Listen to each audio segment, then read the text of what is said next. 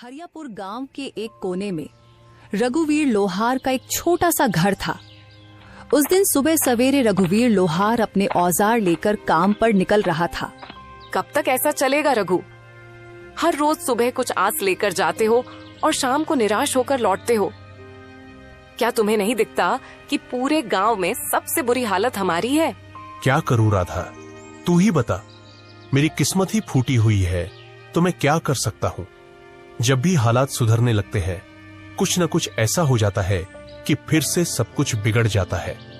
अब देख, पहली बार जैसे तैसे कुछ जमा किया, तू बीमार पड़ गई, सब खर्च हो गया। फिर रतन के पैर में वो गहरी चोट, पूरा इलाज करवाने में फिर से सब कुछ खत्म हो गया। तभी 10 साल का रतन दौड़ता हुआ आया और उसकी मासूम आंखों में भूख थी, पर मन में कुछ कहने की हिम्मत भी। पिताजी, मेरे मन में कई दिनों से अच्छा खाना खाने की इच्छा हो रही है। हमारे घर में दूसरों की तरह पकवान क्यों नहीं बनते? रघुवीर की आंखें नम हो गईं। तू चिंता मत कर बेटा, हमारे दिन भी जरूर बदलेंगे।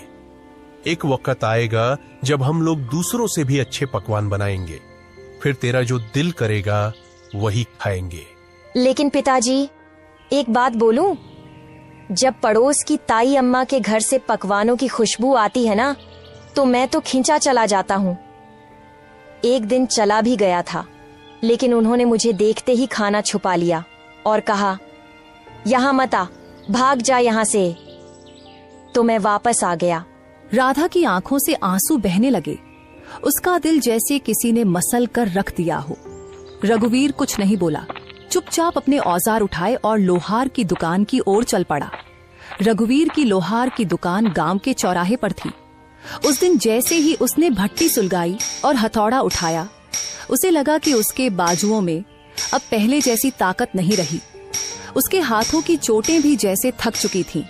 हे भगवान, और कितनी परीक्षाएं लोगे।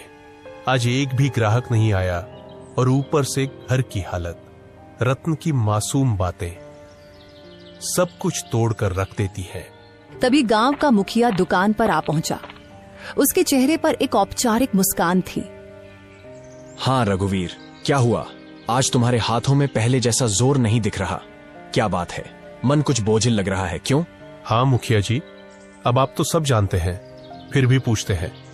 मेरा परिवार बहुत बड़ी आर्थिक तंगी में है। मेहनत तो बहुत करता हूं, लेकिन हाथों में किस्मत नहीं है। मुखिया